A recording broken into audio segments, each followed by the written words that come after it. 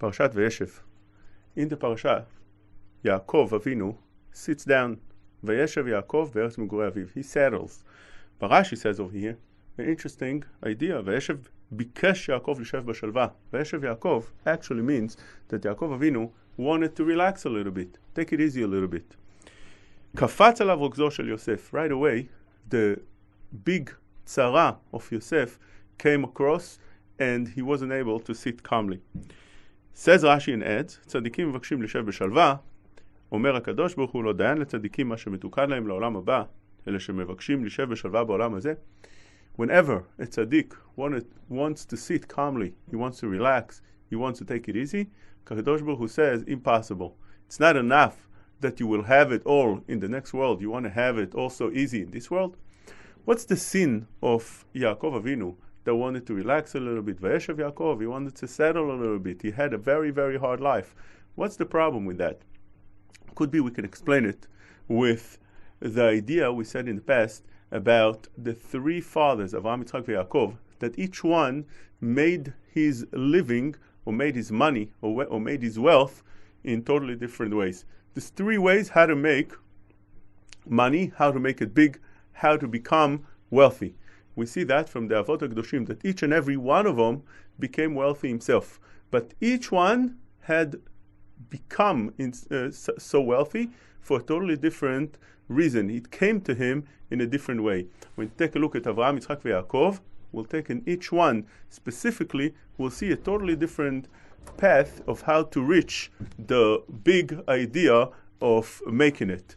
And when we take first Avraham Avinu, we don't find anywhere that Avraham Avinu made business, Avraham Avinu invested money, Avraham Avinu didn't gain the money that way. Rather, when Avraham Avinu comes out from his father's house, it says that he had a lot of money. ויקח אברהם את שרה אשתו ואת לוט בן אחיו ואת כל רכושם אשר רכשו ואת הנפש אשר עשו בחרן. Avraham Avinu had over here already wealth right away in the beginning of his life when he comes out from his father's house. And where did he get all that from? It says that he had kol rechusham, a lot of money. Where did he get that from? Asher achashu ve'et hanefesh asher asu becharan. What does it mean? Hanefesh asher asu becharan. There's two explanations. One explanation was that he brought people closer to Hakadosh Baruch Hu. Echnisam tachat kanfei hashchina. But the second pirush Rashi says, al pi pshato, pshuto shel mikra. The simple understanding over here, הנפש אשר עשו בחרן, עבדים ושפחות שקנו להם. They bought a lot of slaves, men and women. So they had a lot of that. כמו, what does it mean? Where do you see that from? The word עשו בחרן. עשו is כמו עשה את כל הכבוד הזה. עשה means you acquire a lot of things. וישראל עושה חיל, לשון כונס וכונס. A person that acquires a lot. And therefore, Avraham Avinu had a lot over here of slaves, and he had a lot of rechush. And where did he get all that from? Where did he have the money from that? It seems like from the simple understanding of the psukim that he got it from his father, because his father was very wealthy, as Chazal tell us, that his father Terach had a store of avodah zarah, used to sell avodah zarah, and he was pretty much pretty wealthy, and therefore seems like Avraham Avinu was able to inherit the money from Terach, his father. So that's one way of making money. One way is if your father is rich and he gives you the money, wonderful. You inherit the money, that's one way. A second way we found by Yitzchak. Yitzchak, although he also got money from Avraham Avinu, but Avraham Avinu didn't make his big money from what he got from Avraham Avinu. Rather, Yitzchak, what we say is that he invested correctly. He put the money in the right stocks. He put them in the right place. As we see in the pasuk, ויזרע יצחק בארץ, בארץ ההיא וימצא בשנה ההיא 100 שערים ויברכהו השם. Yitzchak planted, invested in one place, and that actually made 100 times than what was expected. Those that came to help him out, the investors, the investor advisors that came to help him out, they told him, if you invest your money here, it seems like you can make a certain amount of money. Yitzchak listened to them, seems like, and not only made that amount that they said, rather 100 times more. וימצא בשנה ההיא 100 שערים, 100 times more than what was evaluated, what the advisors told him. As Rashi explains over here, 100 שערים שעמדוה כמה ראויה לעשות, People they saw that this is supposed to be making a certain amount. That's the evaluation they had on this. ועשתה על אחת 100 ממה שעמדוה. It made 100 times more. Actually, over here, Yitzchak tripled his money 100 times more than was expected. So Yitzchak Avinu made a lot of money with that. And therefore the next pasuk says, ויהי לו מקנה צאן ומקנה בקר, ועבודה רבה. And naturally, קנו אותו פלישתים. Since he had so much money, the Plishtim started becoming very jealous of him. It says over here in the pasuk, וגדל עד כי גדל מאוד, ויגדל האיש וילך הלוך וגדל עד כי גדל מאוד. The pasuk repeats itself, how big Yitzchak made it. So much that Rashi says שהיו אומרים זבל פרדותיו של יצחק ולא כספו וזהבו של אבימלך. It's better to work as being מזבל פרדותיו, taking care of the waste of the animals by Yitzchak. It's better off than working for the king, even taking care of the treasury of the king. You make more money by Yitzchak just taking care of the waste of the animals. Imagine such a thing. So Yitzchak Avinu made it very, very big. How did Yitzchak make it? He won he got the winning lottery ticket. That's how it seems like. He invested correctly. He put the money in the right place, and HaKadosh Baruch Hu Hashem, HaKadosh Baruch Hu elevated that, and he made a lot of money with that. That was Yitzchak Avinu's way. Later on, we see that when Yaakov Avinu comes to make his money, he doesn't actually have not Avraham Avinu's way, which is inheriting, not Yitzchak Avinu's way, which is buying the winning ticket as we spoke. Rather, he has a totally different way. And with that, we'll explain a little bit before we touch on that, we'll explain that when Esav saw that Yaakov Avinu took the brachot, he got very, very angry. So angry that he was willing to kill Yaakov Avinu for that. Later on, when Yaakov Avinu sends to Esav, don't be jealous of me, he tells him the following. He sent messages, וישלח יעקב מלאכים לפניו אל עשיו אחיו ארצה שעיר שדה אדום, and he tells them to say to Esav the following, ויהי לי שור וחמור, צאן ועבד ושפחה, וישלחה להגיד חן וישלך להגיד לאדוני למצוא חן בעיניך.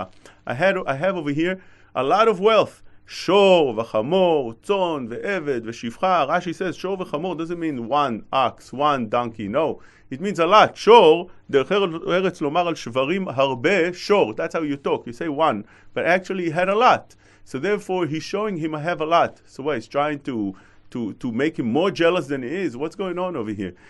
Rashi says that im Lavan garti v'charat ata, he says to Esav, don't hate me, encha kedai lisno oti al birkat avicha. Don't hate me and don't be jealous of me because of the bracha that your father gave us. Shibirchani yevek vir la'achicha asher lo nitkayma bi. This bracha didn't actually come true. How could Yaakov Avinu talk about his father Yitzchak, who's such a tzaddik, that his bracha didn't come true? Imagine you go to the Arzei, you get a bracha from the Arzei, he tells you be wealthy. Imagine you go to Eliyahu Navi, he tells you be healthy. You go to a wealthy. You go to the biggest tzaddikim of the generations. They give you a bracha, guarantee you're going to make it. Are you going to think twice that you may be not making it? How could over here Yaakov think in such terms and even talk like that? It's zilzul in the honor of Yitzchak. Unbelievable. Rather, the understanding is the way we want to explain now. When Yaakov Avinu gets the bracha from Yitzchak, he tells him that you're going to get everything that this world has to offer, you're going to get it. ואומר עליו יצחק אביו, כשנה ושקע לי בני, ויגש וישק לו, and he says, ויתן לך אלוהים איתה לשמיים, ומשמני הארץ, ורוב דגן ותירוש, עבדו חמים, שכבו לך לאומים, everything, you're going to get all the wealth of this world. Yitzchak Avinu, when he gives that bracha to Yaakov thinks in the terms that he understands. What does he understand? He grew in the house of Yitzchak. He saw his grandfather Avraham. He understands, together with Esav, that the way you make money with the bracha of HaKadosh Baruch Hu is either you inherit the money like Avraham Avinu did, or you get the money like Yitzchak Avinu did by investing correctly, and HaKadosh Baruch Hu gives the blessing, and everything becomes very, very successful. But over here, he sees that naturally in the world, it doesn't work like that. when Yaakov Avinu goes out, he sees that he's not making it so easily. He's going to have to actually toil for the money. And therefore, when he gets the brachot from Yitzchak, he thinks one way, but the life shows him differently. That's why when Esav is jealous of Yaakov, he thinks also he's going to get the money the way he understands, in his terms, the way he grew up, in the houses that he grew up. But later on, when Yaakov Avinu actually goes and tries to make that money, he sees that it doesn't work so easily. And he doesn't have the money coming to him at all so easy. Not only that, nothing comes to him easy. Even his own wife, he had to work for 7 years. He didn't even get his own wife without working for. And therefore, Yaakov Avinu comes and tells Lavan when he meets him and he rebukes Lavan, he tells him that he worked very, very hard for his money. זה 20 שנה אנוכי עמך רחליך ויזך לא שיקלו ולצונך לא אכלתי. I'm working for you already 20 years. טרפה לא הבאתי אליך. אנוכי אחתנה מידי תבקשנה. I didn't even bring one טרפה, one animal that was eaten by another animal, by a lion, by other prey animals. Nothing. Everything I brought back to you the way you gave it to me. Gnufti yom ugnufti laila. If anything was stolen, whether it was in the day or the night, I paid for that as well. I took complete responsibility for that. הייתי ביום אכלני חורף וקרח בלילה. Not only that I worked very hard in the day and in the hot days and the cold days, קרח בלילה. Also in the night I was working in the freezing cold. ותידת שנתי מעיניי. Even at night, my eyes were still not completely closed to go to sleep. I had, like we say today, one eye open. זה לי 20 שנה בביתך אבתיך. I worked for you 20 years. 14 שנה בשני בנותיך. 14 years I worked for your daughters, ו6 שנים בצונך. So we see over here how hard Yaakov Avinu had his work. He woke up early in the morning, went to sleep late at night, working very, very hard, toiling for his money, sweating for the money, and even at night when it's time to go to sleep, he didn't completely sleep on his bed. Rather, he was tidad shnati me'enai. His eyes was sleeping and not sleeping. He was completely there for the work 24 hours in a day.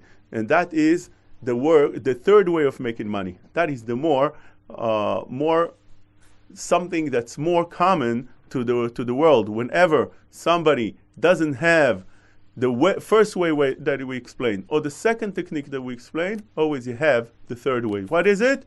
Work hard. Have your dreams out there and go for them. Has the agenda and go for it. Don't give up. That is the third way that Yaakov Avinu teaches us. And therefore, when Yaakov Avinu meets Esav, he tells him, look, everything that I have, shor, chamor, tzon ve'eved ve'shivcha, what is he telling him? That I'm showing him that he has so much things.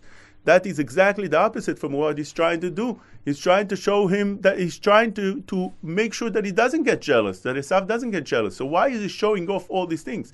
The answer is, he's telling him what you thought and what I thought when we got the brachot, that everything is going to come to us from HaKadosh Baruch Hu without bracha, without doing anything. That's not true. I had to work very, very hard for the money. Im Lavan garti v'charat ata. I worked till now by Lavan to make this little nechasim, these little animals that I received. Those I had to work for them day and night. And therefore, when he tells him, "Encha kidai lisnoti al birkat avicha," don't hate me and don't be jealous of me for this beracha. Why? Sharei lo nitkayma bi. It didn't come true. Not that he's coming to say the bracha didn't come true at all. Rather, we understood the bracha to be that we're going to get everything coming from heaven and just receiving it. No, that's not what it was. It was just a bracha that whatever we do and we sweat for, that should be successful. And that is not only for me, that you can have as well. Because if you go to work from day till night and you work very hard and you deal with all the hardship of work, also dealing with people like Lavan, which every one of us has, is either a very hard boss, or very hard workers, or very hard customers, dealing with all the people around. When you deal with all that, eventually you'll make it as well. And therefore you have nothing to be jealous of me. And that's what the parasha over here starts. Vayeshev Yaakov be'eretz megurei aviv be'eretz Canaan. What is the problem with sitting and relaxing, that is exactly the opposite from what Yaakov Avinu is. HaKadosh Baruch Hu says, Bikesh Yaakov lishev beshalva? Impossible. What are you sitting and relaxing? Your whole essence is the opposite from sitting and relaxing. You are about going out there and breaking through and trying to make it. And therefore, kafatz alav rogzo shel Yosef. One should never sit down and relax and think that work is all done. One should always go out there and try and toil and work, whatever it is, whether it's working for the money or working for anything else that one needs to get or should get or tries to get. He shouldn't wait that it should come to him either by inheritance or by giving or getting the lucky ticket. That shouldn't be the way that we need to look forward to things. Rather, we should do it the other way, the way that Yaakov Avinu did. Getting out there, working, pulling out our sleeves, and getting our hands dirty, so to speak.